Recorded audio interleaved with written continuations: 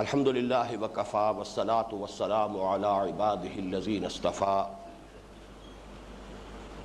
خصوصاً علی افضلهم وخاتم النبیین محمد الامین وعلی آلہ وصحبہ اجمعین اما بعد فقد قال اللہ تبارک وتعالی کما ورد فی سورة البقرہ اعوذ باللہ من الشیطان الرجیم بسم اللہ الرحمن الرحیم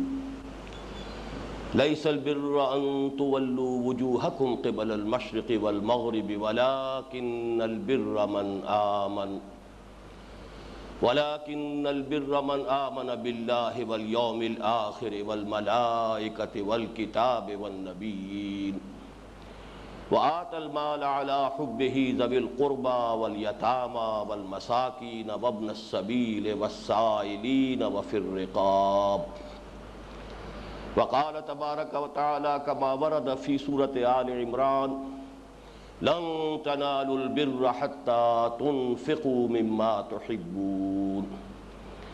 وقال عز وجل كما ورد في سورة البلد فلاقتحم العقبة وما أدراك ما العقبة فك رقبة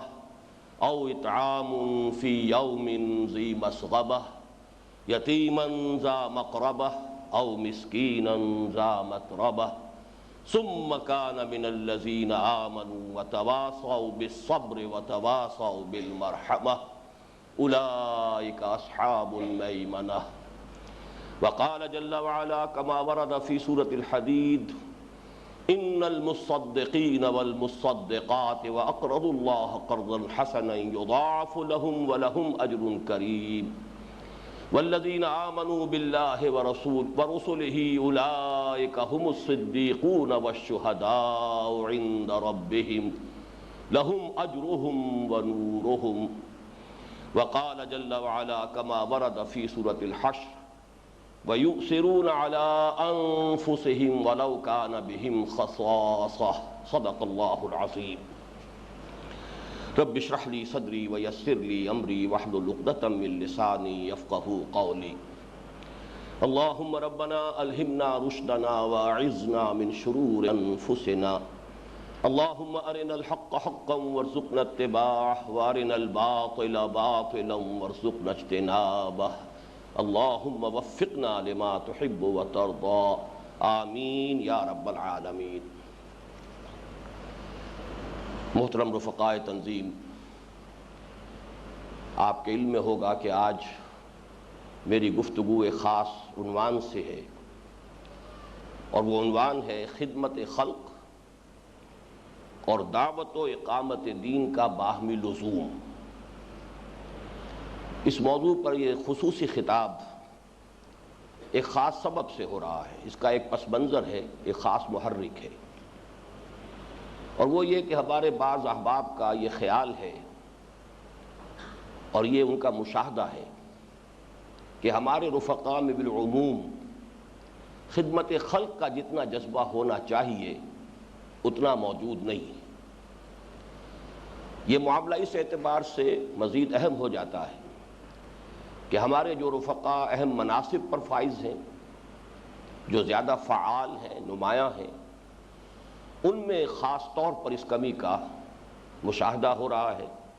اس اعتبار سے تشویش کی بات ہے اور ہمیں اس کے بارے میں غور و فکر کرنا چاہیے۔ ہمارے ایک رفیق ہیں جن کی طرف سے یہ بات بار بار میرے سامنے آئی، اور پھر جب میں نے خود اس پر سنجیدگی سے غور کیا تو مجھے معلوم ہوا کہ یہ مشاہدہ اور یہ خیال کسی حد تک مبنی بر حقیقت ہے۔ وہ کیوں ہے اور اس کا ازالہ کس طور سے کیا جا سکتا ہے، میں آج اسی کے بارے میں اپنی گزارشات آپ کی خدمت میں پیش کر رہا ہوں۔ اس کے جو ممکنہ اسباب ہیں، جب میں نے ان پر غور کیا تو مجھے چند باتیں نظر آئیں۔ سب سے پہلے اور سب سے نمایاں بات یہ کہ خدمت خلق کے ضمن میں ہمارا ایک تصور ہے، اور اس تصور کو میں نے بہت شد و مت کے ساتھ پیش کیا ہے متعدد مواقع پر، اور وہ یہ ہے کہ خدمت خلق کی تین سطحیں ہیں۔ ایک سطح بالکل زیرین سطح ہے، بنیادی سطح ہے، اور یہ سطح وہ ہے کہ جو پوری نوع انسانی میں قدر مشترک کی حیثیت سے موجود ہے۔ وہ سطح یہ ہے کہ بھوکے کو کھانا کھلایا جائے، کسی کے پاس تن ڈھانپنے کے لیے کپڑے نہیں ہیں تو اسے کپڑے مہیا کیے جائیں، کسی کے سر پر چھت نہیں ہے اس کے لیے کسی گھر کا بندوبست کیا جائے، یتیموں، بیواؤں اور معذوروں کی سرپرستی کی جائے، اسی طرح بیماروں کے علاج معالجے کا اہتمام ہو۔ یہ تصور خدمت خلق کا بالکل بنیادی ہے، اور اس کا تعلق بنیادی انسانی اخلاقیات سے ہے۔ یہی وجہ ہے کہ یہ یونیورسل ہے، یہ تمام لوگوں میں موجود ہے، اس میں مسلمان اور غیر مسلم کی کوئی تخصیص اور تفریق نہیں ہے،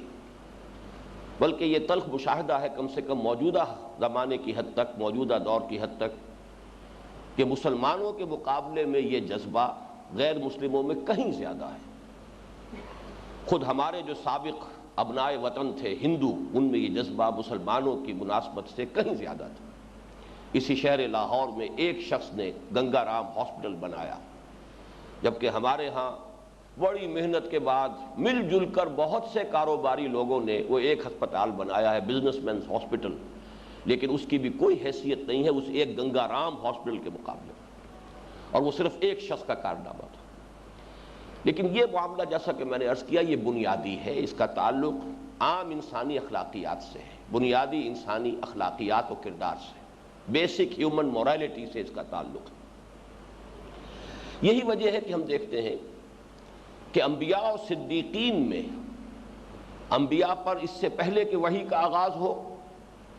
اور صدیقین اس سے پہلے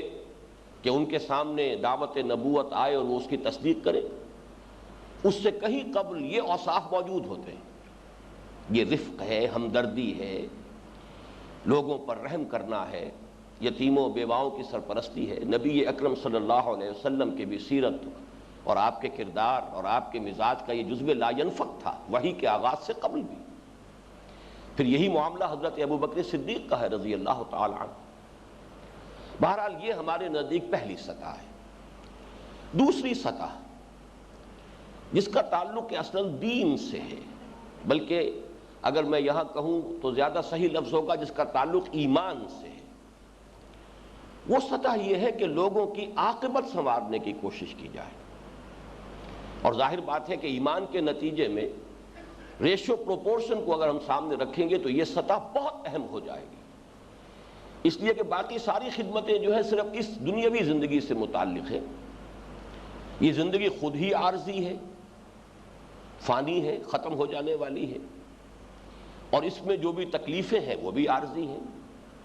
بیماری ہے تو وہ عارضی ہے، کوئی اور تکلیف ہے، بھوک ہے تو وہ عارضی ہے۔ لہذا ان عارضی تکالیف کو رفع کرنا اگرچہ وہ بھی خدمت خلق کا تقاضا ہے، لیکن جبکہ ابدی زندگی،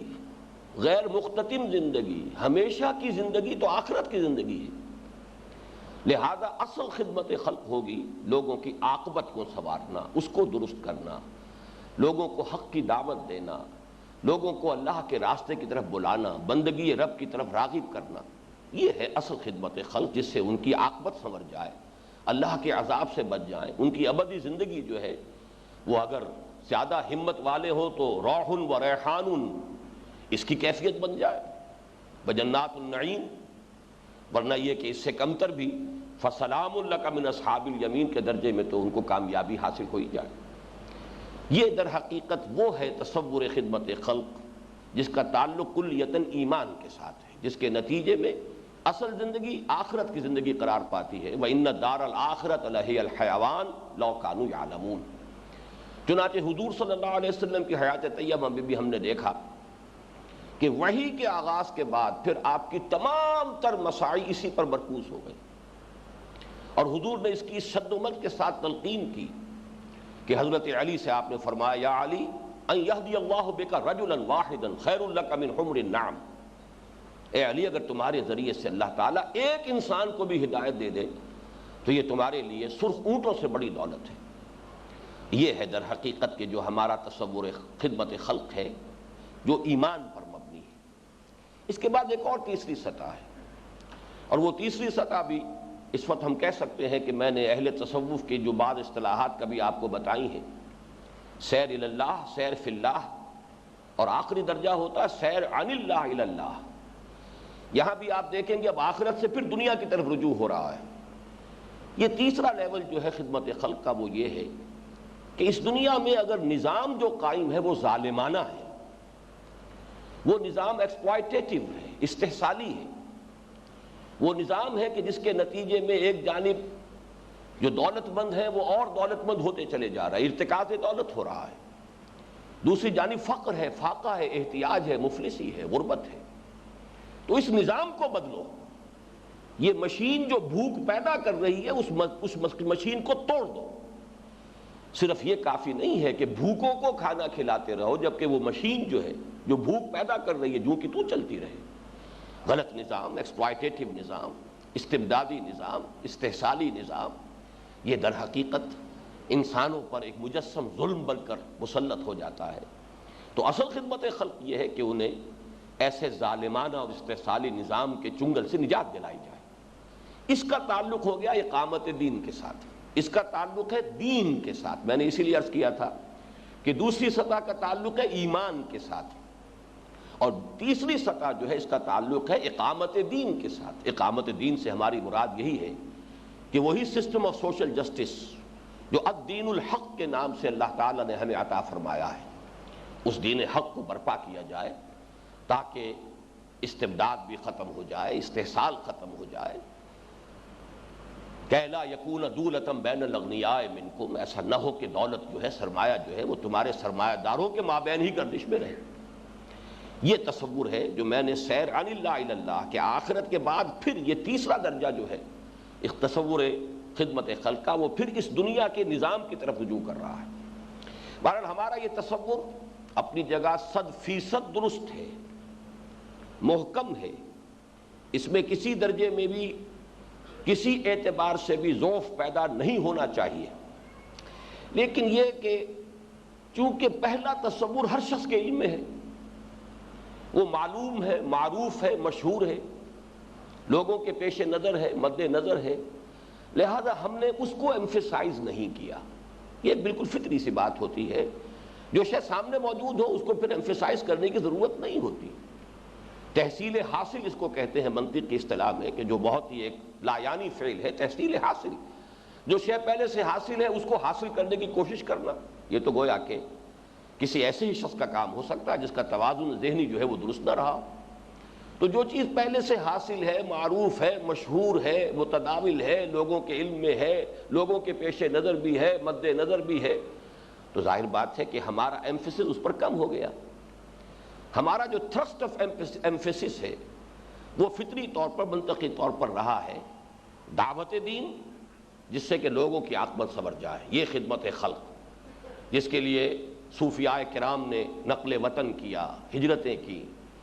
بالکل غیر ہی نہیں، بالکل یوں سمجھیے کہ مخالف ماحول میں آ کر انہوں نے ڈیرے لگائے اور لوگوں کو اللہ اور اس کے رسول کی طرف دعوت دی۔ یہ خدمت خلق، یہ گویا کہ دعوت دین سے جس کا تعلق ہے، جس کا تعلق فلسفیانہ اعتبار سے ایمان کے ساتھ ہے، تصور حیات کے بارے میں۔ اسی طریقے سے دوسرا تصور دین کو قائم کرنے کا، ہمارا تھرسٹ چونکہ ادھر رہا ہے، لہذا منطقی طور پر ایک عدم توازن پیدا ہونے کی شکل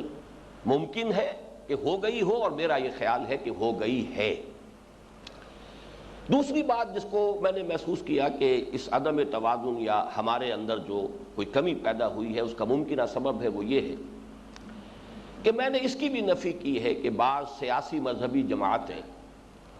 صرف اس لیے کہ لوگ زیادہ ووٹ دیں، اس لیے کہ انہیں انتخابات کے میدان میں چونکہ انہوں نے اپنے آپ کو ڈال لیا، تو اب لوگوں کے دلوں کو نرم کرنے کے جذبے کے تحت انہوں نے خدمت خلق کی اجتماعی اسکیمیں شروع کی۔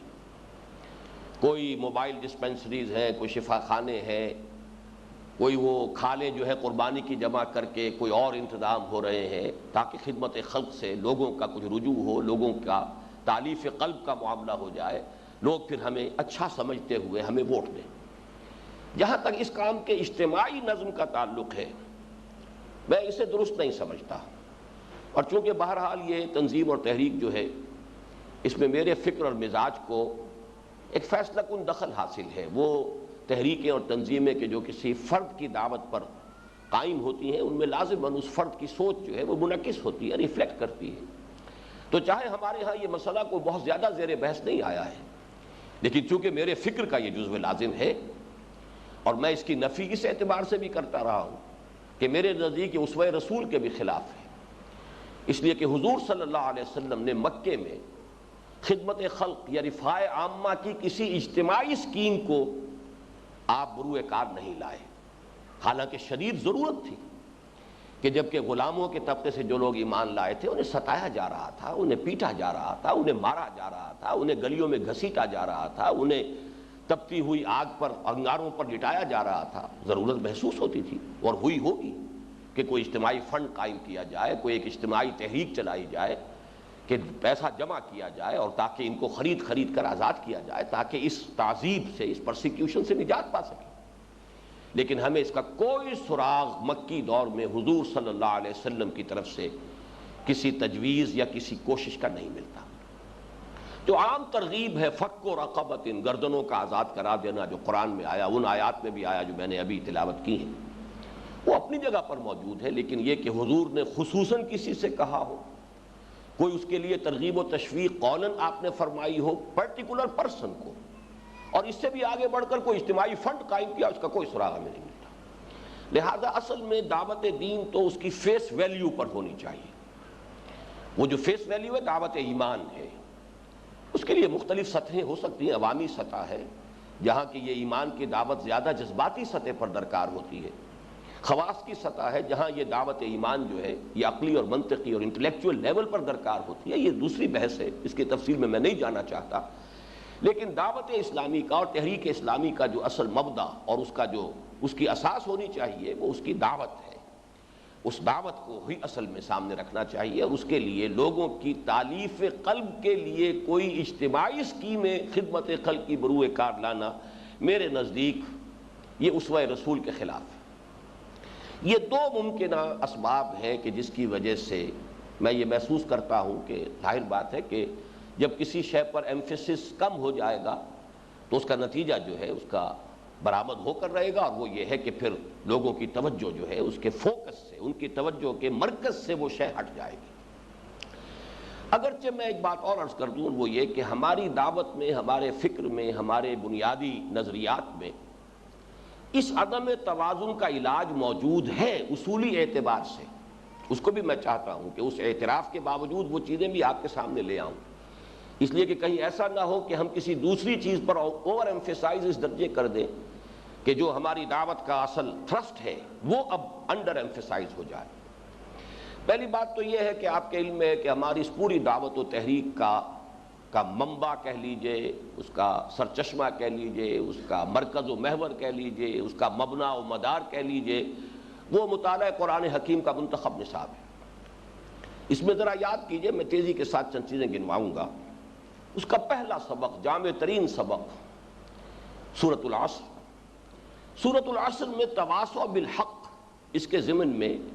محرکات کیا ہونے چاہیے اس پر بڑی تفصیل سے میں نے گفتگو کی ہے، اور جو کتابچہ راہ نجات کے نام سے شائع شدہ ہے اس کے آخر میں ضمیمے کے طور پر وہ احادیث بھی دی، تو صرف اس وقت ریکال کیجئے، میں صرف یہ یاد دہانی کرا رہا ہوں کہ دعوت کا اصل محرک ہونا چاہیے انسان کا جذبہ شرافت و مروت،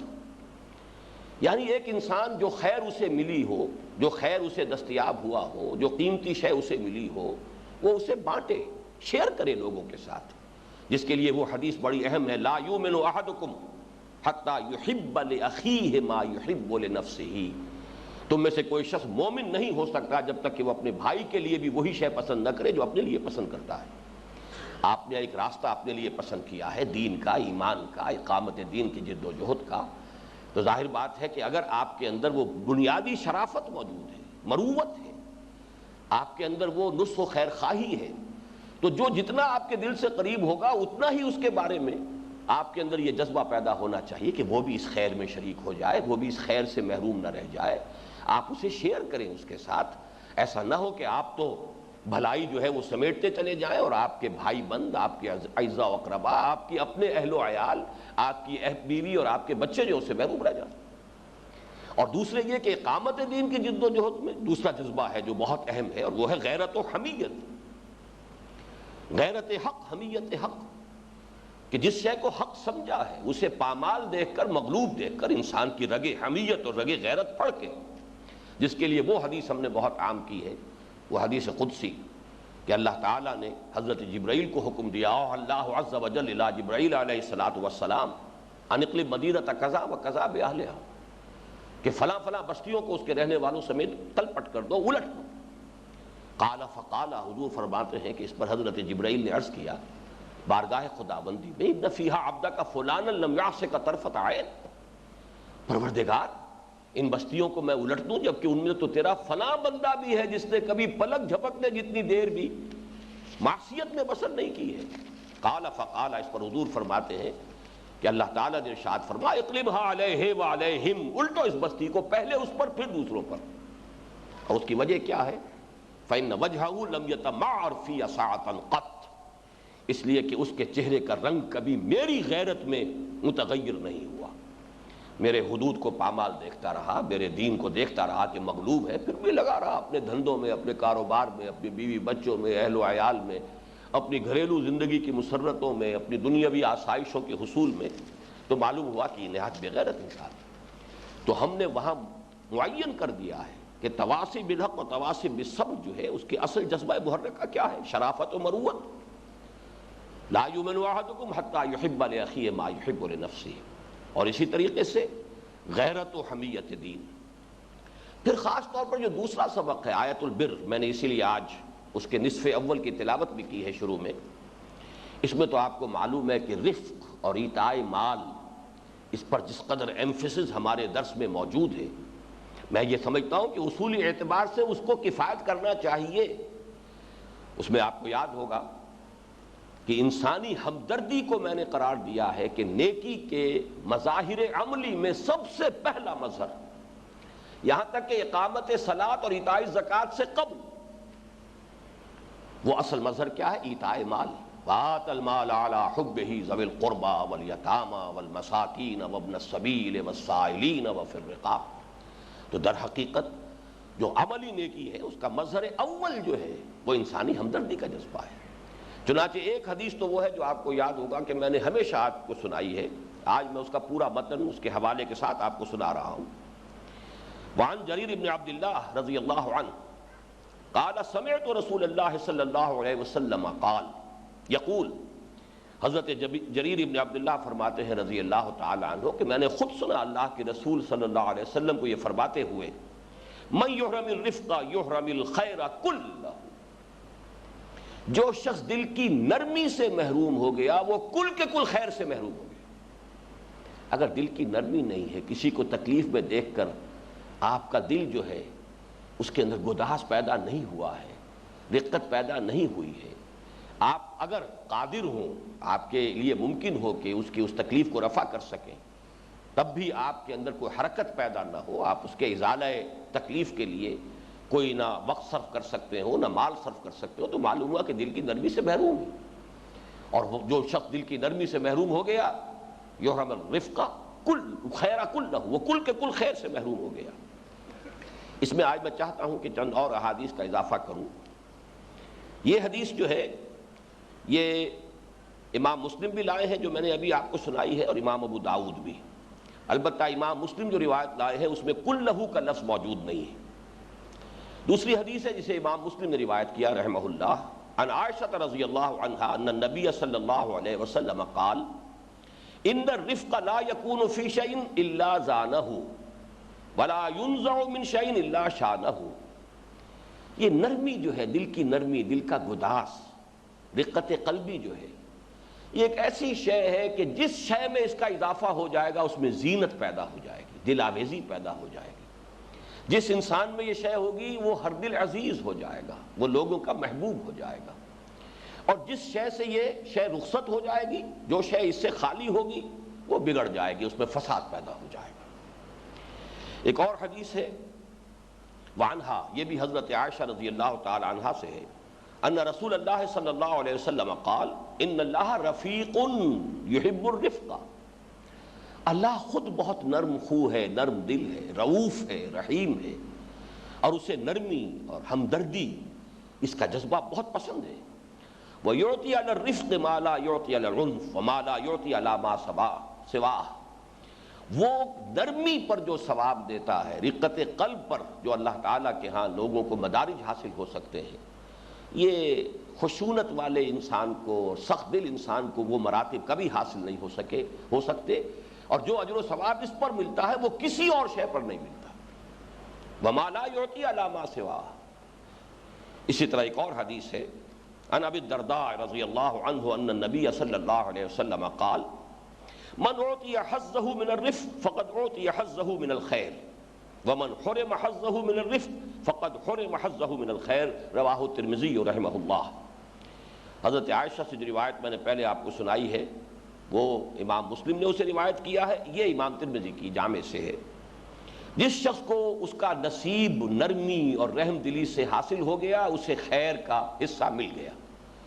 اور جو شخص اس سے محروم ہو گیا وہ خیر سے محروم ہو گیا۔ بہرحال اس ضمن میں جو ہمارے منتخب نصاب کا جو کلائمیکس ہے، اب میں اس کی طرف آ رہا ہوں۔ سورۃ الحدید آپ کے علم میں ہے، ضربہ سنام ہے ہمارے اس منتخب نصاب کا، اور سورہ حدید میں ایک بڑی اہم بحث آتی ہے، صدیقین اور شہداء وہ کون ہیں۔ اس کے ضمن میں تفصیلی مباحث تو ہمارے ہاں آ چکے ہیں، میں اس وقت اس میں نہیں جا رہا، صرف یہ کہ آپ کو نوٹ کرا رہا ہوں کہ فکری اعتبار سے ہمارے ہاں یہ معاملہ غیر متوازن نہیں تھا، اور اس فکری توازن کو جوں کا توں برقرار رہنا چاہیے۔ البتہ یہ کہ ایمفیسس میں کمی ہو جانا اس وجہ سے کہ ایک شے تو لوگوں کے سامنے موجود ہے، ظاہر و باہر ہے، معلوم و معروف ہے، لہذا جو تھرسٹ ہمارا رہا ایمفیسس کا وہ دوسری شے کی طرف رہا، اس کی جو ہے ہمیں ازالے کی فکر کرنی ہے۔ لیکن کہیں ایسا نہ ہو کہ اس کوشش میں ہم اپنے فکر کو کج کر بیٹھے، اس کو قائم رکھنا ہے۔ اس سورہ حدید کے جو سبق میں صدیقین اور شہداء کا تذکرہ آتا ہے، اس کے ضمن میں یاد ہوگا کہ ایک تو وہ آیت مبارکہ جو ہے، جو آیات مبارکہ جو سورہ بلد کی ہے، وہ میں نے ہمیشہ کوٹ کی ہیں کہ خیر اور نیکی اور صدیقیت سے روک لینے والی شے، جو بریک سے جس کو میں نے تعبیر کیا، وہ کیا ہے؟ انسان میں اس جذبہ ہمدردی کا فقدان، مال کی محبت۔ فلقتحم العقبہ، بڑے شکوے کے انداز میں اللہ تعالیٰ فرما رہے ہیں ہم نے تو انسان کو یہ دیا، یہ دیا، یہ دیا، لیکن وہ گھاٹی کو عبور نہ کر سکا، ایک باٹل نیک ہے، اس سے گزر نہیں سکا۔ اور وہ گھاٹی، وہ باٹل نیک کون سی ہے؟ فک و رقبہ، گردنوں کا چھڑا دینا۔ اب گردنوں کا چھڑا دینے میں غلامی سے آزاد کر دینا بھی ہے، کوئی شخص قرض کے بوجھ تلے آ گیا ہے اس کو اس بوجھ سے نجات دلانا بھی ہے، اور کوئی شخص کسی اور مخمصے میں ہے، کسی اور الجھن میں گرفتار ہو گیا ہے، یہ ساری چیزیں گردن کے چھڑا دینے کے اندر شامل ہیں۔ فک و رقبہ، اور اطعام فی یوم ذی مسغبہ، یا قحط کے دنوں میں کھانا کھلانا، جبکہ اپنے لیے بھی لالے پڑتے نظر آ رہے ہوں، اپنا سٹاک بھی ختم ہوتا نظر آ رہا ہو، اس وقت جو ہے اطعام فی یوم ذی مسغبۃ یتیما ذا مقربۃ او مسکینا ذا متربہ، یتیم کو کہ جو قرابت دار بھی ہے اور مسکین کو جو خاک میں رل رہا ہے۔ ثم کان من الذین آمنوا، یاد ہوگا میں اس ثم پر ہمیشہ بہت زور دیتا رہا ہوں،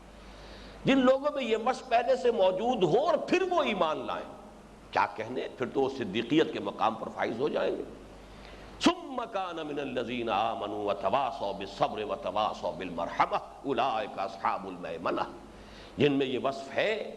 جو اس رقبہ، جو فک و رقبہ اور اطعام فی یوم ذی مسغبہ، اس گھاٹی سے گزر چکے ہیں، جنہوں نے یہ بریک اپنی فطرت میں سے، اپنی شخصیت میں سے کھول لیا ہے۔ اب ایمان کا جو ایکسیلریٹر اگر دبے گا تو پھر اب جو ہے ان کی گاڑی جو ہے فراٹے بھرے گی اور وہ ترقی کی منازل طے کریں گے، اور صدیقیت کا رتبہ جو ہے وہ بھی ان کے پہنچ میں ہے، وہاں تک رسائی ممکن ہے۔ اولئک اصحاب المیمنہ۔ پھر یہی بات جو ہے سورہ حدید میں جو آئی، ان المصدقین والمصدقات واقرضوا اللہ قرضا حسنا یضاعف لهم ولهم اجر کریم والذین آمنوا باللہ ورسلہ اولئک هم الصدیقون والشہداء عند ربہم لهم اجرہم ونورہم۔ صدقہ دینے والے مرد، صدقہ دینے والی عورتیں، یہ ہے لوگوں کے لیے خیرات، صدقہ، لوگوں کی تکلیفیں بانٹنے کے لیے، لوگوں کی بھوک اور احتیاج کو رفع کرنے کے لیے، یہ صدقہ ہے۔ پھر اللہ کے دین کے لیے مال خرچ کرنا یہ اللہ کو قرض حسنہ ہے۔ تو جب بھی ایک کوئی شخص، کوئی مرد ہو یا عورت، اگر ان دونوں اعتبارات سے وہ دونوں ہاتھوں سے، بل یداہ مبسوطتان جیسے آیا اللہ تعالیٰ کے، تو دونوں ہاتھ کھلے ہوئے ہیں، تو جس شخص کے یہ دونوں ہاتھ کھل گئے ہوں، صدقہ و خیرات بھی ہو، اللہ کے دین کے لیے انفاق بھی ہو، اللہ کو قرض حسنہ بھی دیا جا رہا ہو، یضاعف لہم ولہم اجر کریم، ان کے لیے تو اجر جو ہے دوہرا ہوتا رہے گا، ان کا دیا ہوا مال بھی جو ہے بڑھ چڑھ کر انہیں واپس ملے گا، اجر کریم ہوگا۔ والذین آمنوا باللہ ورسولہ، اور ایسے لوگ اب اگر ایمان کی تجدید کریں، یہاں میں یہ لفظ استعمال کر رہا ہوں، تجدید ایمان، وہ اب اپنے ایمان کو اثر نو تازہ کریں، اپنی کشت قلب میں ایمان کا بیج اثر نو ڈالیں، فَأُولَٰئِكَ هُمُ الصِّدِّيقُونَ وَالشُّهَدَاءُ عِندَ رَبِّهِمْ لَهُمْ أَجْرُهُمْ وَنُورُهُمْ، تو یہی صدیقین اور شہداء کے منصب پر فائز ہوں گے، ان کے لیے ان کا اجر بھی محفوظ اور ان کا نور بھی محفوظ۔ بہرحال یہ ہمارے اس پورے فکر کے اندر، جیسا کہ میں نے عرض کیا ہے، فکری اعتبار سے اس توازن کی کمی نہیں ہے۔ دوسرے پہلو سے بھی میں آپ کو توجہ دلانا چاہتا ہوں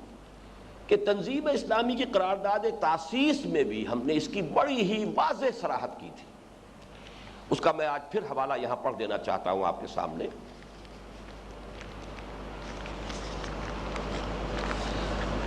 قرارداد کے بنیادی نکات میں سے دوسرا اہم اور بنیادی نکتہ یہ ہے کہ دعوت کے ضمن میں ہمارے نزدیک الدین و النصیحہ کی روح اور الاقرب فالاقرب کی تدریج ضروری ہے۔ پیش نظر اجتماعیت لازماً یہ چاہے گی کہ اس کا ہر شریک نبی اکرم صلی اللہ علیہ وسلم کے اتباع میں داعی اللہ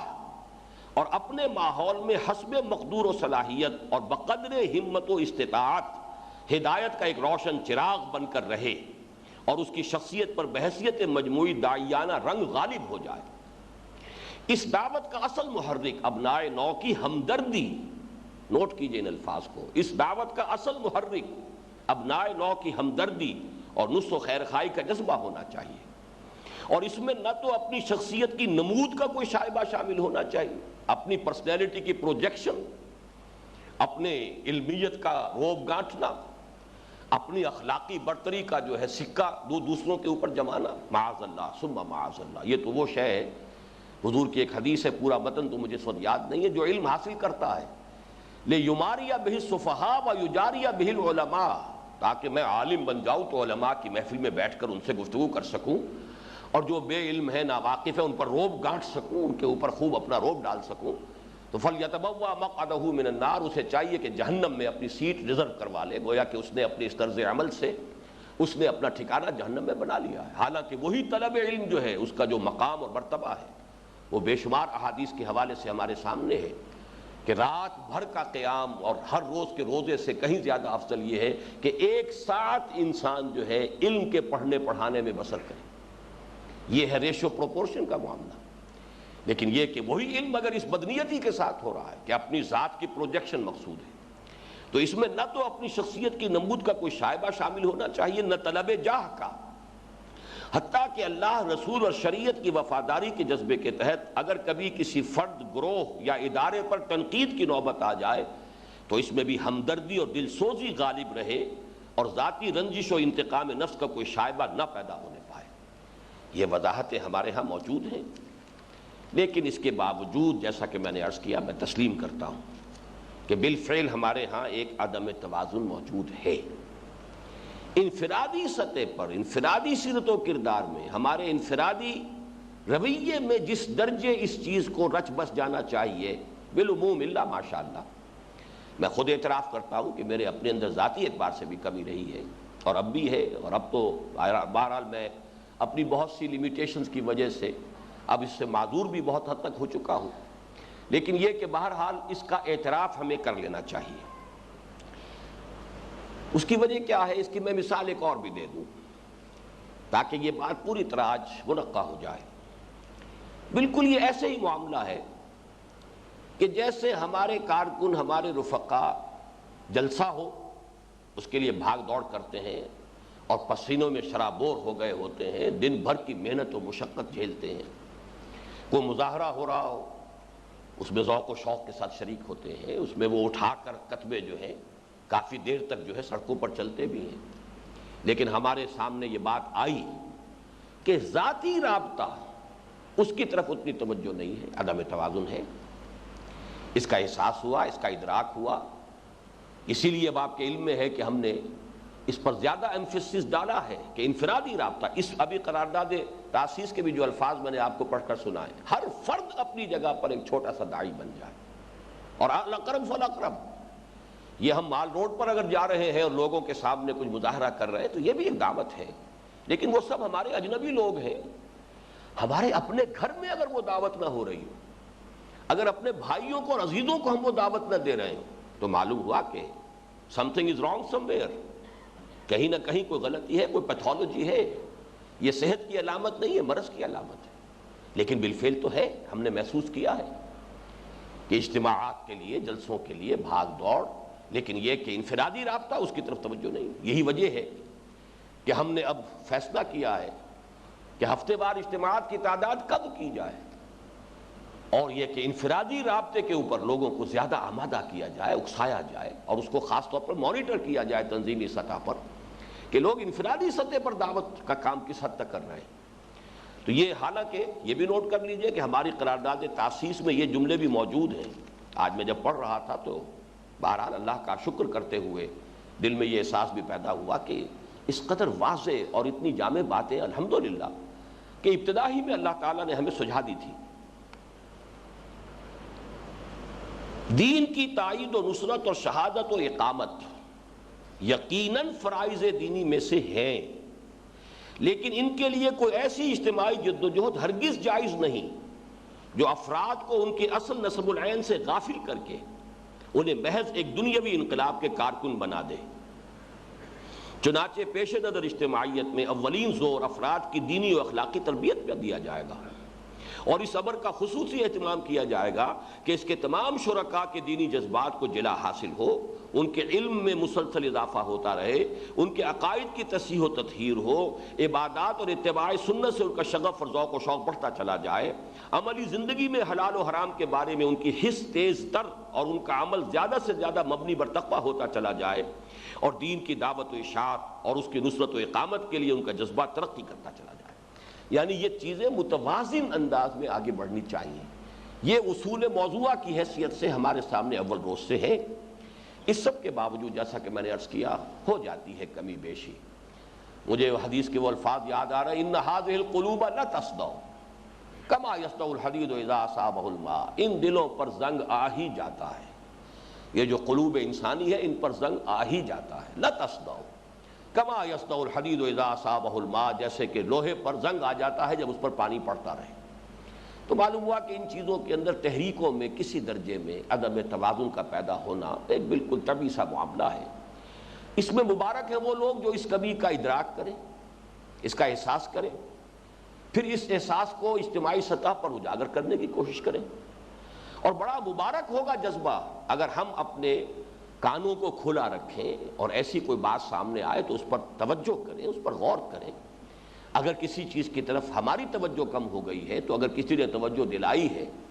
تو اس کے ہم شکر گزار ہوں، اور اللہ تعالی ہمارے اندر قبول حق کی وہ صلاحیت برقرار رکھے کہ جب جو بات بھی سامنے آئے اگر وہ حق ہے تو اسے قبول کیا جائے، اگر ہمارے اندر کوئی کمی ہے، کوتاہی ہو گئی ہے تو اس کا اعتراف ہو، اور پھر اس کی تلافی کے لیے اور اس کے ازالے کے لیے تدبیر اختیار کی جائے۔ اب میں آ رہا ہوں اس بات کی طرف کہ اس کے ازالے کی شکل کیا ہے۔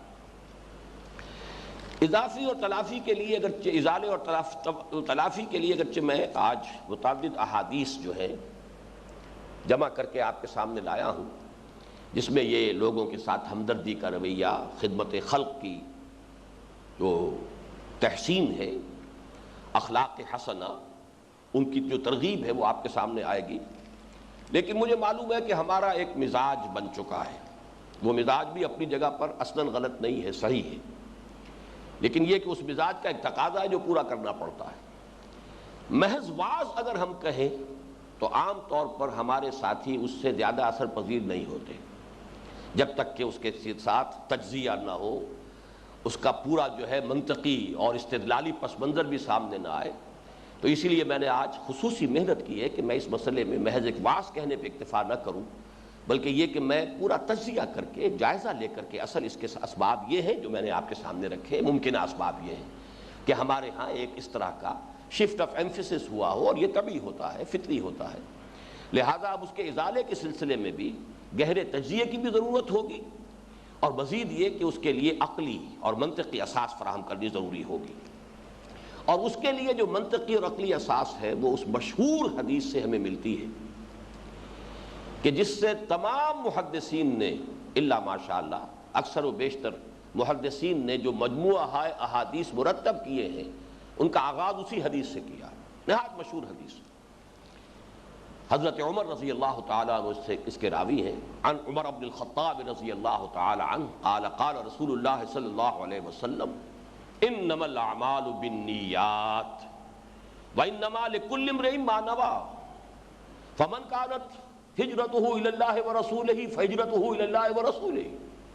ومن كانت هجرته الى دنيا يصيبها او امرأة ينكحها او يتزوجها فهجرته الى ما هاجر اليه متفق عليه۔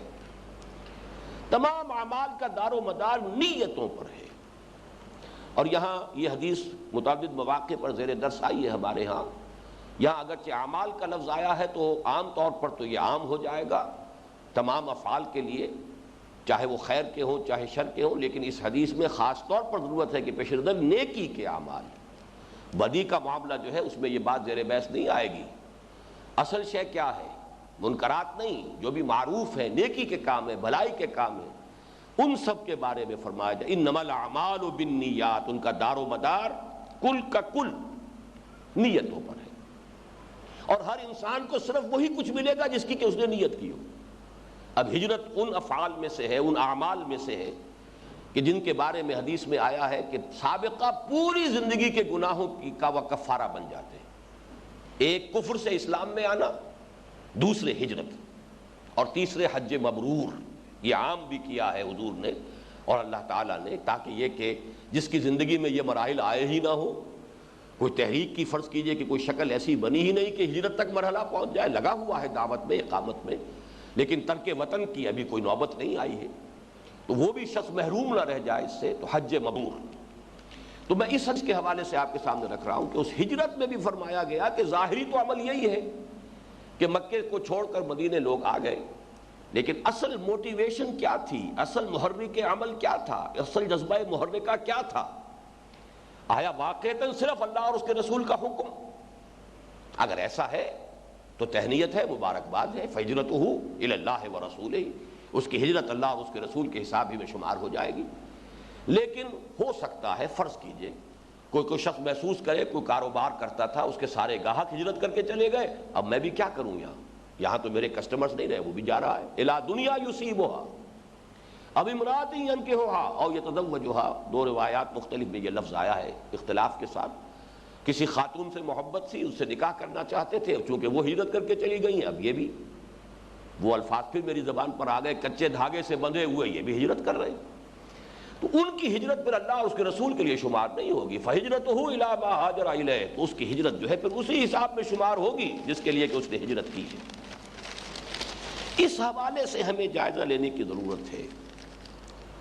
ہمارا اصل جذبہ محرکہ واقعتاً اللہ کی رضا کا حصول اور آخرت کی فلاح بن چکا ہے یا نہیں؟ ہماری دعوتی سرگرمی کا اصل جذبہ محرکہ وہ نصح و خیر خواہی ہے یا نہیں؟ ہماری یہ ساری بھاگ دوڑ کسی ذات کے نمو کے لیے یا نمود کے لیے، اپنی شخصیت کی ترقی یا ارتقاء یا اس کی پروجیکشن اور اس کے ظہور کے لیے، یا محض ایک ذوق بزم آرائی، انجمن سجانا اور بزم آرائی جو ہے یہ بھی کچھ ذوق ہوتا ہے، کہیں اس ذوق کی تسکین تو نہیں کر رہے، کہیں کوئی اور جو ہے حب جاہ تو نہیں ہے جو اندر، شہرت کا کوئی جذبہ تو نہیں ہے جو اندر سے اندر ہی اندر جو ہے وہ اصل میں حرکت کے اوپر آمادہ کر رہا ہو؟ اس کا بہت گہرا جائزہ لینے کی ضرورت ہے۔ پھر اگر ہماری ساری دعوتی اور اقامت دین کی جد و جہد کی ساری سرگرمی اگر اللہ اور اس کے رسول کے حکم کے تحت ہے، اللہ کے رضا کے حصول کے لیے ہے، آخرت کی فلاح کے لیے ہے، اور خلق خدا کی نصح و خیر خواہی کے لیے ہے، تو انفرادی سطح پر وہ نصح و خیر خواہی کیوں ظہور میں نہیں آ رہی؟ اگر انفرادی سطح پر، خالص ذاتی سطح پر اگر وہ جذبہ ظہور پذیر نہیں ہو رہا ہے عمل میں، تو تو یہ چیز ہمارے لیے ایک ریڈ لائٹ ہے، ریڈ سگنل ہے۔ پھر میں عرض کروں گا، وہی الفاظ دہرا رہا ہوں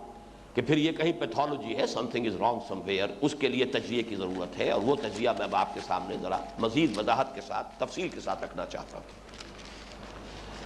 دیکھیے، ہمارا اصل محرک، اور جسے ہم نے کہا اصل نصب العین، اللہ کی محبت، اس کی رضا کا حصول، آخرت کی فلاح، جہنم سے نجات کا پانا اور جنت میں داخلہ۔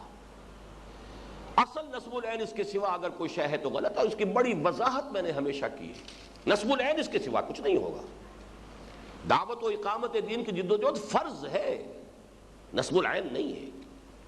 نماز فرض ہے، روزہ فرض ہے، نماز نصب العین نہیں ہے، روزہ نصب العین نہیں ہے۔ اسی طریقے سے دعوت و اقامت دین کی فرضیت وہ اپنی جگہ مسلم، افراط و تفریط میں مبتلا نہیں ہونا چاہیے۔ یہ افراط ہے کہ اسے نصب العین بنا دیا جائے، اور یہ تفریط ہے کہ اسے فرض عین کے درجے میں بھی شمار نہ کیا جائے۔ ہمیں اس میں معتدل راستہ اختیار کرنا ہے کہ یہ فرض تو ہے، نصب العین نہیں ہے۔ نصب العین اللہ کی رضا، اللہ کی محبت کا جذبہ محرکہ، والذین آمنوا اشد حبا للہ، اور یہی بات آیت البر کے درس میں بھی آتی ہے کہ ایمان کا ذکر آیا کیوں ہے وہاں؟ وَلَٰكِنَّ الْبِرَّ مَنْ آمَنَ بِاللَّهِ وَالْيَوْمِ الْآخِرِ وَالْمَلَائِكَةِ وَالْكِتَابِ وَالنَّبِيِّينَ، اس لیے کہ اصل میں جذبہ محرکہ پہلے درست ہونا چاہیے، نیت پہلے درست ہونی چاہیے۔ نیکی کے لیے جذبہ محرکہ کون سا ہے؟ خیرات اور صدقات کے لیے جذبہ محرکہ کون سا ہے؟ وہ ایمان باللہ، ایمان بالآخرہ، اللہ کی محبت، اس کی رضا کا حصول، اور آخرت کی فلاح اور کامیابی، یعنی جہنم سے چھٹکارا پانا اور جنت کے حصول کی کوشش کرنا۔ یہ ہے در حقیقت وہ موٹیویشن، جذبہ محرکہ۔ اب اس کی ذرا مزید، جیسا کہ میں نے عرض کیا، اس کی مزید ہم اس کی تشریح کرتے ہیں۔ پہلے لیجئے اللہ کی محبت کا تقاضا کیا ہے؟ اگر فی الواقع ہو، فی الواقع اللہ کی محبت ہوگی تو اس کے مخلوق سے بھی لازماً محبت ہوگی۔ اس کے لیے میں اب حدیث آپ کو سنا رہا ہوں۔ عن عبداللہ ابن مسعود رضی اللہ تعالی عنہ قال قال رسول اللہ صلی اللہ علیہ وسلم الخلق عیال اللہ واحب الناس الی اللہ من احسن الی عیالہ۔ کل مخلوقات اللہ کے کنبے کے مانند ہیں، جیسے آپ کے اہل و عیال ہیں، اللہ کا بھی ایک کنبہ ہے، عیال ہے اس کے۔ الخلق عیال اللہ، اللہ کی مخلوق، اللہ کی پیدا کردہ۔ اب ظاہر بات ہے درجہ بدرجہ ہوگا، حیوانات پر بھی نرمی کیجئے، سختی نہ کیجئے، لیکن انسان اشرف المخلوقات۔ پھر ان میں سے اہل ایمان، آپ کو معلوم ہے کہ کفار میں سے بھی جو لوگ کے ہوسٹائل نہ ہوں، جو لوگ کے مخالف نہ ہوں، جو ہمارے خلاف اور دین کے خلاف ایکٹیو نہ ہو، تو اس کے بارے میں فرمایا اللہ تعالیٰ تمہیں نہیں روکتا اس سے، ان تبروہم وتقسطوا الیہم، ان کے ساتھ نیکی کے کام کرو، بھلائی کے کام کرو۔ وہ بھی مخلوق ہے اللہ کی، وہ بھی انسان ہے۔ ہاں البتہ جو ہاسٹائل ہو گئے، جو آپ کا راستہ روک رہے ہیں، اب غیرت و حمیت دینی کا تقاضا یہ ہوگا کہ ان کے ساتھ کوئی دلی محبت کا رشتہ باقی نہ رہے۔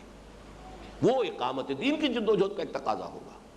لیکن چاہے کوئی کافر ہے، کوئی غیر مسلم ہے، لیکن یہ کہ وہ ہاسٹائل نہیں ہے، ایڈورسریز میں شامل نہیں ہے، لہذا اس کے ساتھ نیکی، بھلائی، خیر، اس کی خدمت یہ بھی شامل ہوگی۔ لہذا یہاں لفظ آیا الخلق عیال اللہ،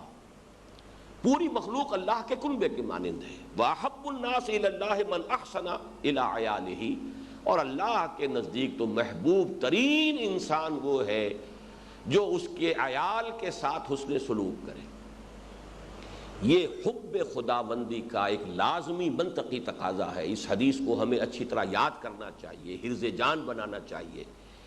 یہ امام بیہقی لائے ہیں اس کو رحمہ اللہ شعب الایمان میں۔ اب ذرا اس سے آگے آئیے، دیکھیے جنت میں داخلہ اور دوزخ سے چھٹکارا،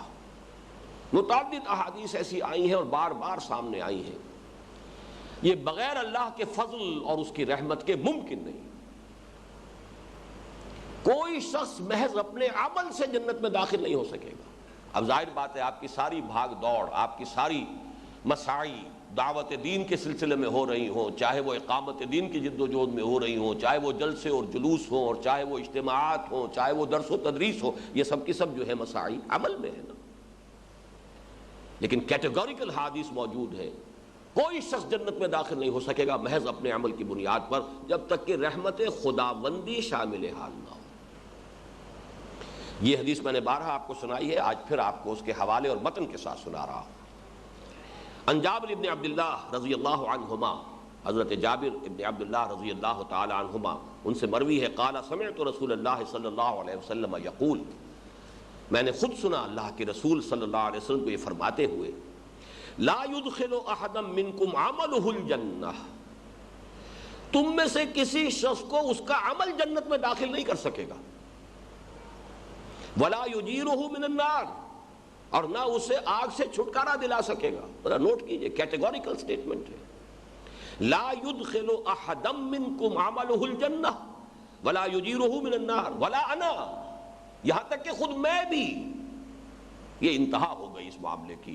کہ حضور اپنے بارے میں بھی فرما رہے ہیں، الا برحمت اللہ عز وجل، جب تک کہ رحمت خداوندی اللہ تعالی عز وجل کی رحمت شامل حال نہ وہ دستگیری نہ کرے، کوئی محض اپنے عمل کی بنیاد پر جنت میں داخل نہیں ہو سکے گا۔ اب اس میں بھی ذہن میں رکھیے، وہ عمل نماز روزہ حج زکوٰۃ بھی ہے، وہ عمل اقامت دین کی جد و جہد بھی ہے، وہ تو ساری بھاگ دوڑ، ہماری ساری تنظیمی تحریکی مساعی، وہ سب کے سب اسی کے دائرے میں آئیں گی، وہ عمل ہی تو ہے نا۔ لیکن محض اس پر تکیہ کر لینا،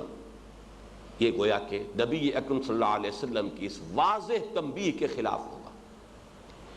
اسی طرح یہی حدیث جو ہے وفی روایت، ایک دوسری روایت آئی ہے، یہ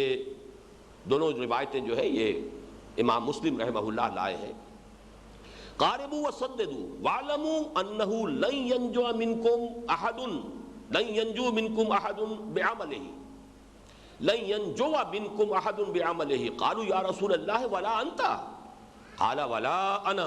الا ان يتغمدني الله برحمت منه وفضل۔ حضور نے فرمایا صلی اللہ علیہ وسلم، محنت کرو،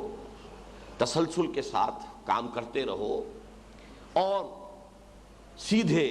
چلنے کی کوشش کرو۔ اس کے بعد فرمایا اور جان لو تم میں سے کوئی شخص محض اپنے عمل کی بنیاد پر نجات حاصل نہیں کر سکے گا۔ اب یہاں لفظ نجات آ گیا، راہ نجات کو ذہن میں لائیے، بعملہ لن ینجو منکم احد بعملہ، قالوا یا رسول اللہ ولا انت، کیا آپ بھی؟ قال ولا انا، فرمایا ہاں میں بھی، الا یتغمدنی اللہ برحمت منہ وفضل، الا یہ کہ اللہ تعالیٰ ڈھانپ لے مجھے اپنے رحم اور فضل سے۔ اب اگر یہ بات اس قدر وضاحت کے ساتھ سامنے آ گئی تو اب دوسری حدیث سنیے، اللہ کی رحمت سے آپ حصہ نہیں پا سکیں گے اگر آپ اس کے خلق پر رحم نہیں کرتے۔ یہ چیزیں بھی پورے کیٹیگوریکل سٹیٹمنٹس کی شکل میں آپ کے سامنے آ جائیں گی۔ اگر رحمت خداوندی سے حصہ چاہیے اور نجات اس کے بغیر ہے نہیں، تو اب وہ رحمت کیسے حاصل کی جائے گی؟ وہ احادیث اب سن لیجئے۔ عن عبداللہ ابن عمرو بن العاص رضی اللہ عنہما، حضرت عبداللہ ابن عمرو بن العاص رضی اللہ عنہما سے مروی ہے، ان رسول اللہ صلی اللہ علیہ وسلم قال، کیا حضور صلی اللہ علیہ وسلم نے فرمایا، الراحمون یرحمہم الرحمن، رحم کرنے والوں ہی پر رحمان رحم فرمائے گا، ارحموا من فی الارض یرحمکم من فی السماء، زمین والوں پر رحم کیا کرو، تم پر رحم فرمائے گا جو آسمان میں ہے، وہ ذات وہ ہستی تم پر رحم فرمائے گی۔ لیکن یہ ایک شرط اور اس کی جزا ہے، اگر تم رحم کرو گے یرحمکم، تب اللہ تعالیٰ تم پر رحم فرمائے گا، آسمان والا تم پر رحم فرمائے گا۔ وعن جریر بن عبداللہ رضی اللہ عنہما، اب یہ دوسری روایت حضرت جریر بن عبداللہ سے رضی اللہ عنہما، قال قال رسول اللہ صلی اللہ علیہ وسلم، یہ پہلی روایت جو میں نے آپ کو سنائی یہ ترمذی میں بھی ہے اور سنن ابی داؤد میں بھی ہے۔ یہ دوسری حدیث جو ہے یہ بخاری مسلم ترمذی تینوں میں موجود ہے۔ لا یرحم اللہ من لا یرحم الناس، اللہ رحم نہیں کرے گا ان لوگوں پر جو لوگوں پر رحم نہیں کرتے۔ وفی روایت من لا یرحم الناس لا یرحم اللہ، جو لوگوں پر، یعنی صرف ترتیب اس روایت کے اندر بدل گئی ہے، جو لوگوں پر رحم نہیں کرتا اللہ بھی ان پر رحم نہیں کرے گا۔ تیسری حدیث، وعن ابی ہریرہ رضی اللہ عنہ قال قال رسول اللہ صلی اللہ علیہ وسلم، من لا یرحم لا یرحم، یہ بھی بخاری اور مسلم متفق علیہ، پھر ابو داؤد ترمذی سب میں موجود۔ جو رحم نہیں کرتا اس پر رحم بھی نہیں کیا جائے گا.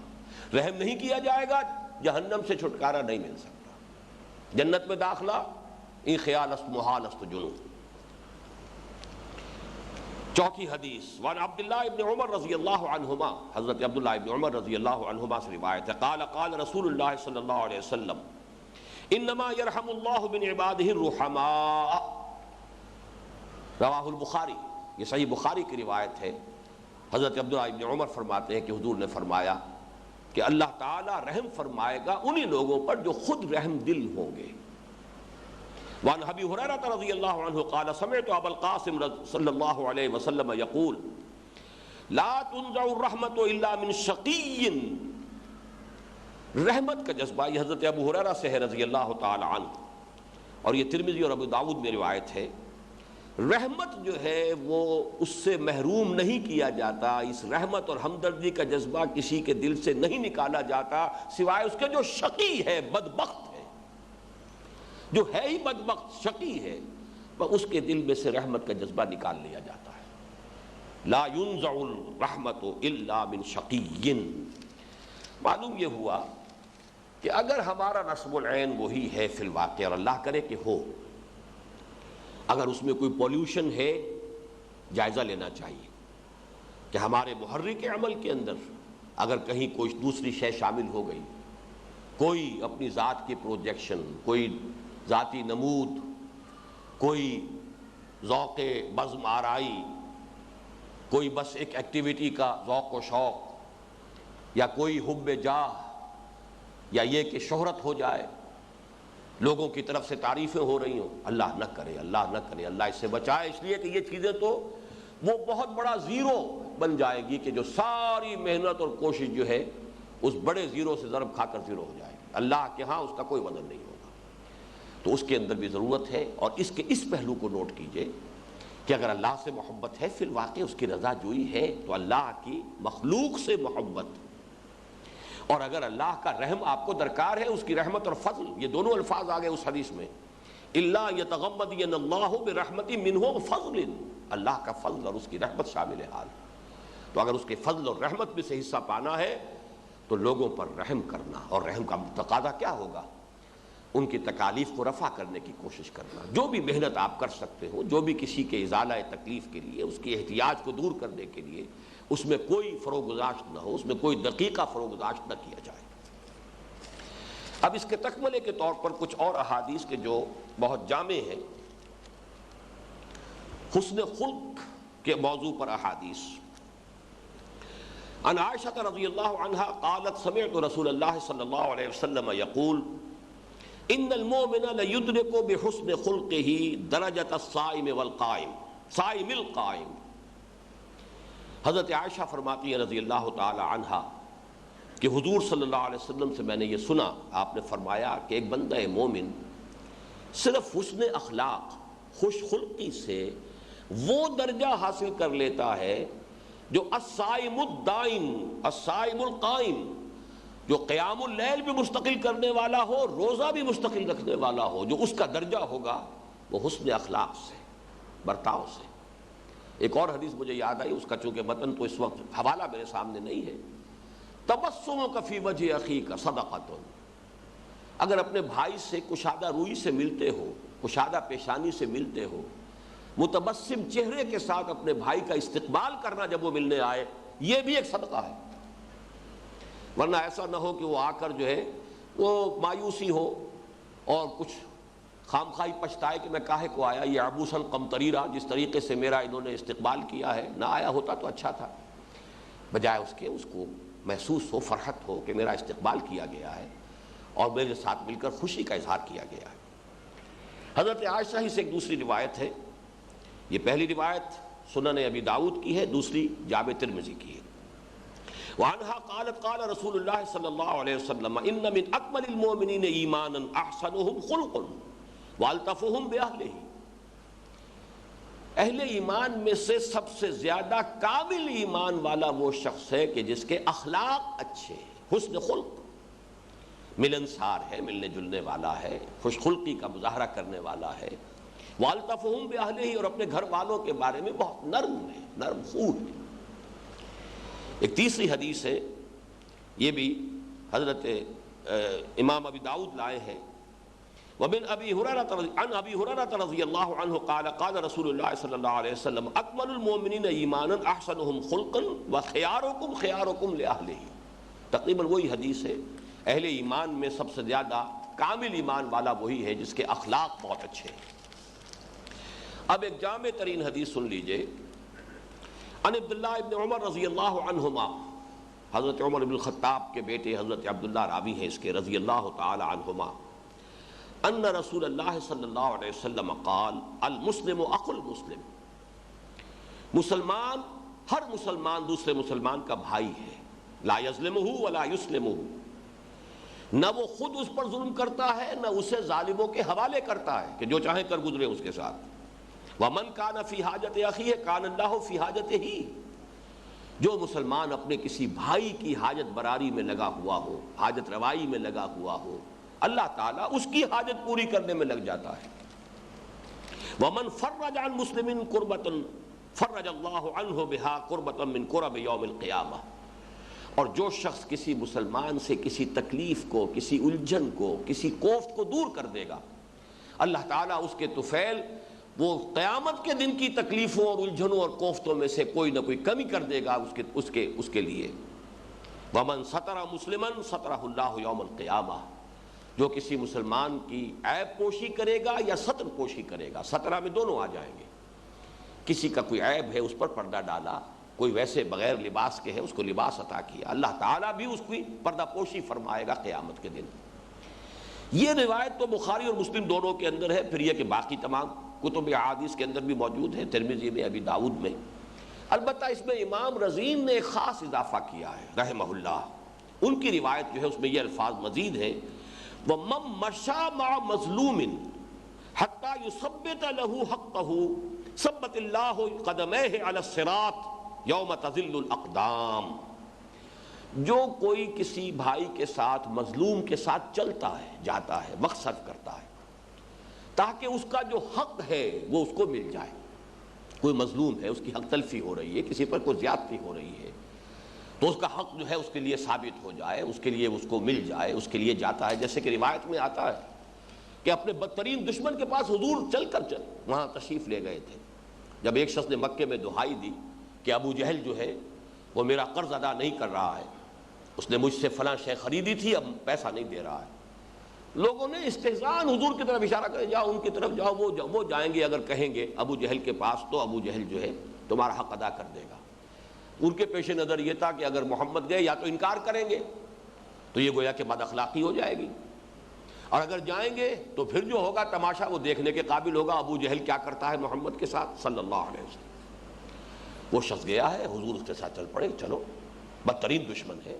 لیکن گئے ہیں حضور.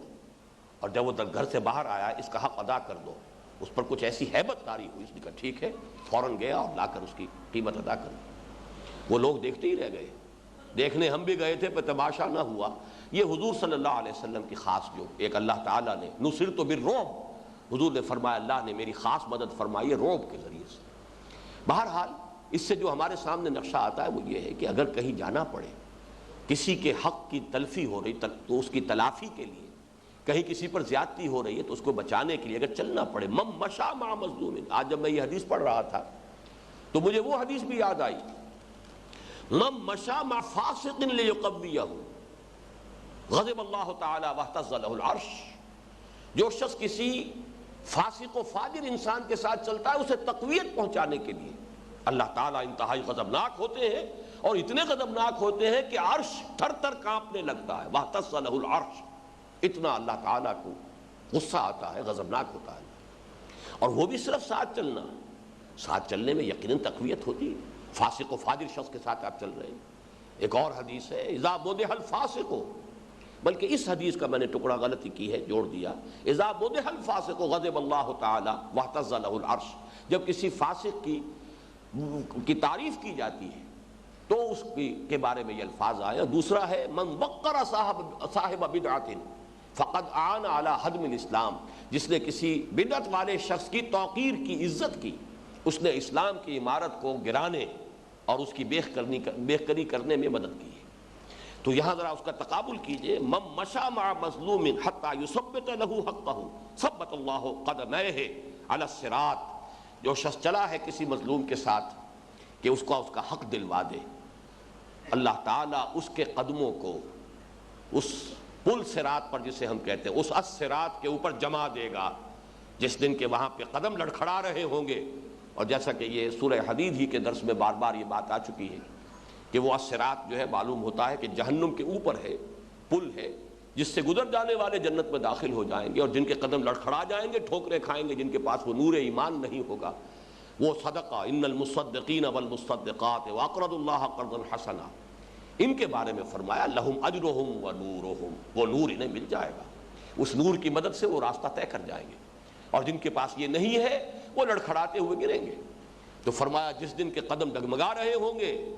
اس دن اللہ تعالیٰ ان کے قدموں کو جما دے گا۔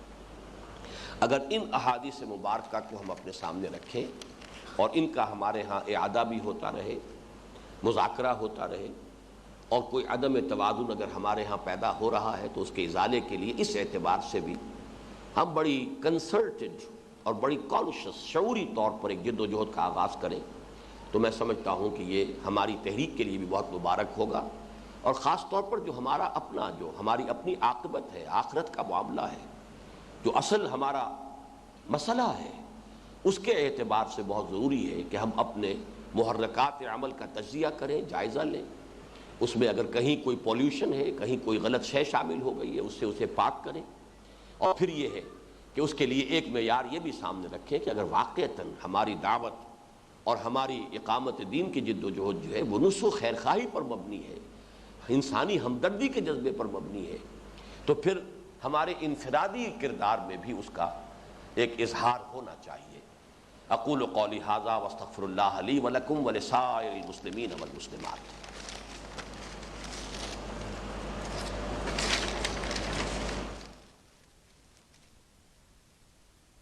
بسم اللہ اولہ وآخرہ۔ خطاب کے اختتام پر ایک صاحب کی طرف سے ایک اشکال میرے سامنے پیش ہوا، اور وہ یہ کہ کوئی شخص درس بھی دیتا ہے، دعوتی کام بھی کرتا ہے، تحریکی کاموں میں بھی پوری دل جمی کے ساتھ لگا ہوا ہے، لیکن اس کے ساتھ ساتھ اس کو اپنے دل میں یہ احساس بھی محسوس ہوتا ہے کہ شاید میری نیت میں کوئی خلل ہو سکتا ہے کہ اخلاص کے ساتھ میں یہ کام نہ کر رہا ہوں، تو اس صورت میں اس شخص کو کیا کرنا چاہیے؟ میں نے انہیں جو جواب دیا تھا میں نے مناسب سمجھا کہ وہ ریکارڈ بھی ہو جائے، تاکہ یہ کہ دوسرے حضرات کو بھی اگر ان کے دلوں میں یہ خیال پیدا ہو تو اس سے فائدہ پہنچے۔ اس قسم کے خیال کو ہمیشہ ایک شیطانی وسوسہ سمجھنا چاہیے۔ شیطان آپ کو خیر کے کاموں سے روکنے کے لیے یہ وسوسہ پیدا کرے گا۔ عملاً کبھی بھی کسی کار خیر سے انسان کو رکنا نہیں چاہیے، البتہ یہ کہ اگر اپنے جائزے میں، دروں بینی میں، اپنے گریبان میں جھانکنے میں کسی کمی کا احساس فی الواقع ہو رہا ہو تو اس مرض کے علاج کے لیے، اس کے ازالے کے لیے جو عملی تدبیر ہے وہ اصل میں سمجھ لینی چاہیے۔ پہلی بات وہ سمجھ لیں کہ ایسے کسی خیال کے تحت کسی کار خیر سے رک جانا یہ در حقیقت شیطان کو خوش کرنے کے مترادف ہوگا۔ وہ تو چاہتا ہے کہ خیر کے کاموں سے لوگوں کو روکے۔ الذی یوسوس فی صدور الناس، تو یہ بھی ان وسوسوں میں سے ہے کہ جس کی بنا پر وہ خیر کا کام رک جائے گا۔ کسی بھی خیر کے کام سے رکنا نہیں چاہیے اس وسوسے کے باعث۔ البتہ اگر واقعتاً دل میں یہ خیال ہے تو پھر اس کا ازالہ در حقیقت دو طریقے سے ہوتا ہے۔ ایک تو یہ کہ انفاق کچھ ایسا کیا جائے اتنے اخفاء کے ساتھ کہ پورا اہتمام ہو کہ کسی دوسرے انسان کو پتہ نہ چلے، جس کے لیے حدیث میں تو یہ الفاظ آئے ہیں کہ جو داہنا ہاتھ خرچ کرے بائیں کو اس کا پتہ نہ چلے۔ اس اخفاء کے ساتھ انفاق ہوگا، صدقہ ہوگا، خیرات کی جائے گی، تو اس سے انشاءاللہ اگر وہ اخلاص میں کوئی کمی ہے، کسی درجے میں کوئی ریا کی آلائش شامل ہو گئی ہے، تو اس کی تطہیر، اس کا تزکیہ وہ ہوتا چلا جائے گا۔ اسی طرح کبھی کبھی نماز ایسے پڑھی جائے، ایک تو یہ ہے کہ بعض لوگوں کے بارے میں یہ معروف ہو جاتا ہے یہ تہجد گزار ہے، تو بہرحال ان کو اپنی جگہ پر تو اس تہجد سے فائدہ ہوگا، لیکن جس بات کا میں اس وقت تذکرہ کر رہا ہوں وہ بالکل ایک دوسری نوعیت کی چیز ہے کہ کسی ایسے وقت میں اگر کوئی تہجد گزار ہے تو وہ تہجد سے ہٹ کے ذرا کوئی وقت ایسا نکالے کہ جس میں کسی کو پتہ نہ ہو، اس اخفاء کے ساتھ نماز ادا کی جائے۔ اگر وہ عام طور پر آخری شب میں جو کہ مسنون وقت ہے تہجد کا اگر اس کا عادی ہے تو کبھی ایسا ہو کہ وہ بالکل اول شب میں سونے کے بعد جلدی اٹھے اور اس وقت کو تبدیل کرے اور اس وقت نماز ادا کرے، اور اس میں پورا اہتمام یہ ہو کہ کسی کو پتہ نہ چلے۔ یہی دو چیزیں ہیں اصل میں کہ جس سے ریاکاری کا علاج ہو سکتا ہے۔ یہ علاج انسان کرنے کی کوشش کرتا رہے لیکن کسی خیر کے کام سے رکے ہرگز نہیں، وہ خیر کا کام جو ہے جاری رہنا چاہیے۔ اس کے علاوہ جو بعض سوالات آئے ہیں وہ بھی میں چاہتا ہوں کہ افادہ عام کے لیے آپ کے سامنے رکھ دوں۔ حلف الفضول یہ اصل میں ایک عہد نامہ تھا جو چند نوجوانوں نے مکہ مکرمہ میں اس بات کے لیے کیا تھا کہ ہم جہاں کہیں کوئی مظلوم ہوگا اس کی مدد کریں گے۔ یہ شیولری جو ہے یورپ کی تاریخ میں بھی اس چیز کا تذکرہ ملتا ہے۔ اسی طرح کا ایک عہد نامہ ایک معاہدہ چند نوجوانوں نے کیا تھا اور حضور صلی اللہ علیہ وسلم بھی اس میں شامل تھے۔ اس میں یہ اشکال ظاہر کیا گیا ہے کہ آپ نے کہا ہے کہ مکی دور میں آپ نے کوئی ایسا کام اجتماعی طور پر نہیں کیا۔ مکی دور جسے ہم کہتے ہیں وہ حضور کا قبل از آغاز وحی دور نہیں ہے بلکہ بعد از آغاز وحی دور، اور اس میں خاص طور پر جب کہ پرسیکیوشن اور مسلمانوں کو ستانے کا سلسلہ شروع ہو چکا تھا اور خاص طور پر غلاموں کا، تو ان کے ضمن میں کوئی اجتماعی فنڈ قائم کرنا، کوئی اس کے لیے کوئی خاص اہتمام کرنا، اس کا کم سے کم مجھے سیرت میں کوئی سراغ نہیں ملا۔ باقی جہاں تک حلف الفضول کا تعلق ہے اس کے بارے میں تو حضور بعد میں بھی فرماتے تھے، اس کی تحسین آپ نے کی ہے، اس کام کو خود بھی بہت اچھا سمجھا ہے، اور آپ نے فرمایا کہ آئندہ بھی کبھی ایسے کسی کام کے لیے کوئی شخص مجھے دعوت دے گا تو میں اس پر لبیک کہوں گا، اس میں شامل ہو جاؤں گا۔ یہ بھی یوں سمجھیے کہ ان عام بنیادی انسانی اخلاقیات کا ایک جز ہے کہ جو قدر مشترک ہے۔ اسی لیے میں نے حوالہ دے دیا کہ شیولری جس کو کہتے ہیں، یورپ میں اس کی بھی ایک پوری تاریخ ہے، وہ اسی نوعیت کی چیز تھی کہ مظلوموں کی جو ہے داد رسی کے لیے کچھ لوگ باہمت لوگ ہر وقت تیار رہیں، تو یہ کام کرنے کا ہے۔ لیکن جو کہ کسی تحریک یا تنظیم کا معاملہ ہے، دعوت اور اقامت دین کی جد و جہد کے آغاز کے بعد، اس میں پھر اس کے لیے خاص طور پر وہ مکی دور جو ہے اس میں ہمیں کوئی اہتمام، جہاں مدینے کا تعلق ہے وہاں ایک آغاز ہی میں کہہ سکتے ہیں ہم کہ ایک اسلامی حکومت قائم ہو گئی، اسلامی معاشرہ قائم ہو گیا، اگرچہ موجودہ تصور ریاست کے تمام تقاضے تو جا کر پورے ہوئے ہیں فتح مکہ کے بعد، لیکن بہرحال وہ وقت تو نہیں رہا کہ جو مکے میں تھا، جہاں کے مسلمان مغلوب تھے، مظلوم تھے، مقہور تھے۔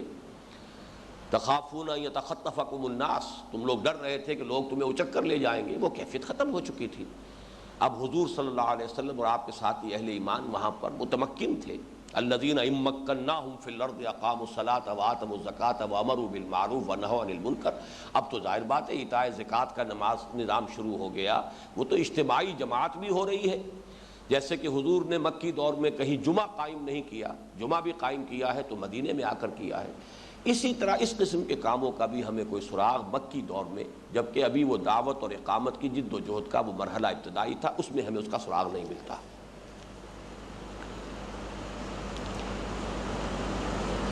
اسلامی ریاست کے لیے جد و جہد بالآخر ایک فلاحی مملکت پر منتج ہو جائے گی تو یہ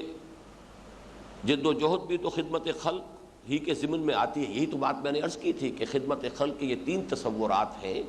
تین لیولز ہیں، لیکن ایک یہ ہے کہ عام جو تصور ہے بھوکے کو کھانا کھلانا اور بیمار کی تیمارداری، علاج معالجہ کرنا وغیرہ وغیرہ، اور ایک یہ ہے اس سے اوپر کی سطح یہ ہے لوگوں کی عاقبت سنوارنے کے لیے دین کی طرف دعوت دینا، اور تیسری سطح جو ہے جس کو میں نے بلند ترین کہا ہے، اگرچہ وہ جیسے کہ میں نے صوفیہ کی اصطلاح آپ کے سامنے رکھی تھی کہ یہ بھی سلوک فی اللہ یا سیر الی اللہ عن اللہ ہے، تو اس میں واپس پھر معاشرے کی اصلاح کی طرف متوجہ ہو کر اور وہ نظام قائم کرنا، انہی دونوں کو تو ہم نے ایمفیسائز کیا ہے، جس کی وجہ سے کہ جو پہلی بات ہے وہ قدر اس پر ایمفسس جو ہے وہ کم ہو گیا ہے. اس کی تو وضاحت پوری میں کر چکا ہوں. اگر کہیں سیلاب زدہ یا آفت زدہ علاقے کے لوگوں کی مدد مطلوب ہے اور کوئی شخص ذاتی طور پر وہاں پہنچ کر مدد نہیں کر سکتا تو اس کے لیے ایک اجتماعی مدد کی ضرورت ہے. اس صورت میں کیا کیا جائے گا؟ یقیناً اس کے لیے انفاق کیا جائے، مال دیا جائے، چندہ کیا جائے. یہ چیزوں سے اس کی نفی نہیں ہے، لیکن یہ کہ آیا دعوت دین کی جد و جہد کے میں کسی کو اگر کوئی تکالیف آ رہی ہے تو اس کے لیے کوئی اجتماعی اب یہ بھی ایک عمومی آفت سمجھیے کہ ایک معاشرے کے اوپر آئی ہے، ایک عمومی تکلیف ہے، اس کو رفع کرنے کے لیے اگر کام کیا جائے تو یقیناً اس میں حصہ لیا جائے، اس کی نفی نہیں ہے.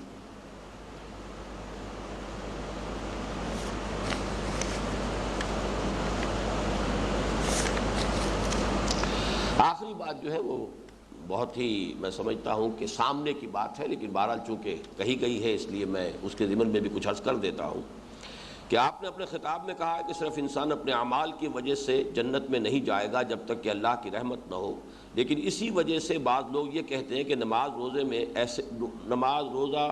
بس ایسے ہی ہے، اللہ جسے چاہے بخش دے گا. اصل میں پہلی بات تو یہ ہے کہ یہ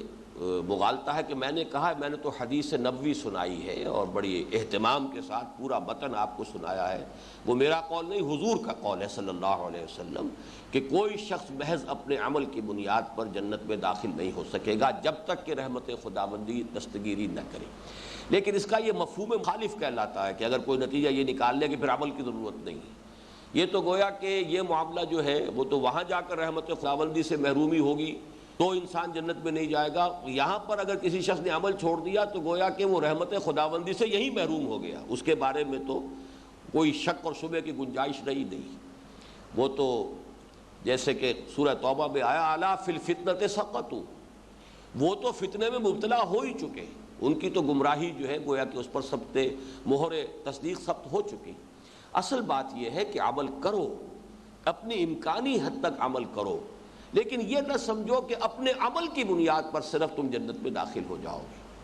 یہ ہے اصل میں کہ جس کی نفی کی جا رہی ہے جب تک کہ رحمت خداوندی جو ہے وہ دستگیری نہ فرمائے. اور رحمت کے حصول کا ذریعہ کیا ہے کہ ارحموا من فی الارض یرحمکم من فی السماء، زمین والوں پر تم رحم کرو تو تم پر وہ رحم کرے گا کہ جو آسمان میں ہے تبارک و تعالی. اقول قولی ھذا واستغفر اللہ لی ولکم ولسائر المسلمین والمسلمات.